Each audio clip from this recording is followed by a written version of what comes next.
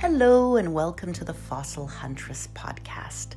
On today's show, we're going to dig a little bit deeper into geologic time and build on the work of William Smith. So William Smith was the fellow who did the geologic sequencing in England and Wales that he published in 1815, so a goodly long time ago. And his observations let us see that the deeper the rock, the older the rock, and those older species we don't see represented in the younger rock on top. So it helped us build out a contemporary idea around those deposits. And through those sequences, we were able to build out the geologic timescale. The geologic timescale in its early days was based on relative time. So folks like William Smith mapping England told us that some of the sedimentary sequences were older than others. So we had a relative age telling us that trilobites were older than ammonites and ammonites were older than oysters. And that was hugely useful in organizing the physical and biologic events of the past.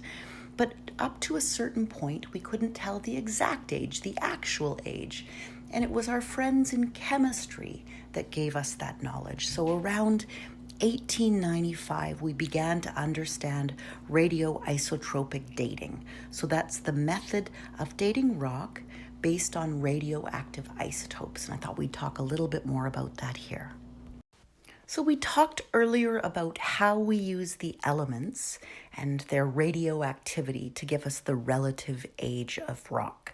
And so we use carbon for rock that's 50,000 years or younger. And we know that carbon has a radioisotope carbon-14, and this decays away at a set rate. So the older the rock, the less carbon-14 there is compared with the remainder of the carbon. For rocks older than 50,000 years, we use other isotopes that have slower decay rates. So we use potassium-40, which we know decays at a known rate to form the gas argon.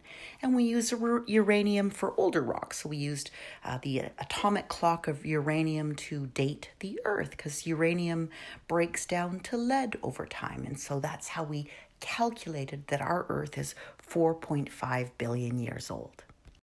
So today we can observe radioactive isotopes within rocks and minerals, and we can see and measure that they emit radiation. And we can also observe that radiation decay. So as the parent isotopes break down, they turn into their daughter isotopes. So the rate of decay is constant over time, and we can measure it with precision. So if you know the rate of decay and you've determined the proportion of the parent isotope to the daughter isotope, so as a simple math equation, 5 minus 3 equals 2, 5 is the parent, and we've lost the decay of 3 and we get to the 2, the isotope of the daughter, we can see how much time has elapsed since the rock formed.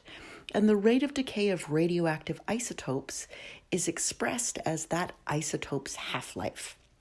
And that's the half-life, the time in which 1/2 of the original amount of radioactive isotope would have to disappear or change into that daughter isotope.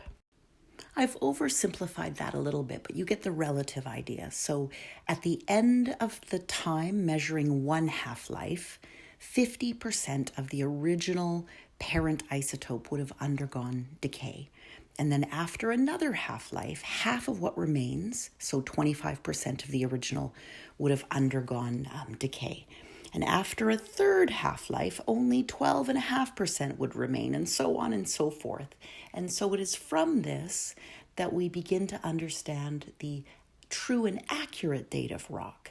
But this leads me to another book suggestion for you, because to understand the chemistry means you need to understand the elements, and to really dig deep, you need to understand the periodic table, which is both glorious in terms of human achievement, but it's a table full of stories if you read it right. So I'm going to share a book with you, The Disappearing Spoon, that I quite like, and it helps delve deep and make the elements and carbon and the periodic table real for you.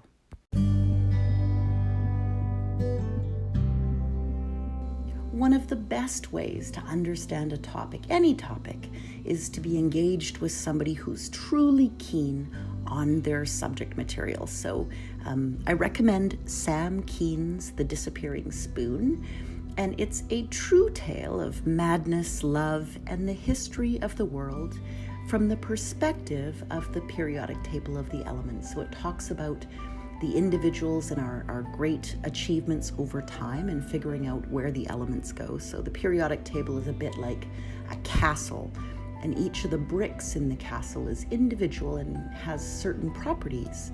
And over time, we've been able to piece those properties together and realize that each of them cannot be broken down any smaller. And through chemistry, we've learned about the elements in the world and what makes them up.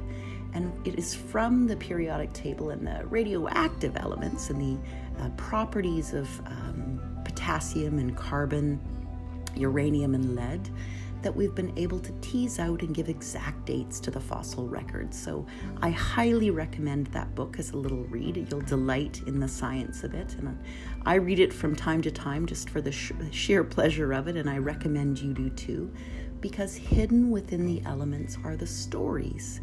And it's those stories that help us to truly understand the science behind fossils and radiometric dating and just the way the world works. So I'll leave it there with that recommendation, and I'll talk to you guys again soon.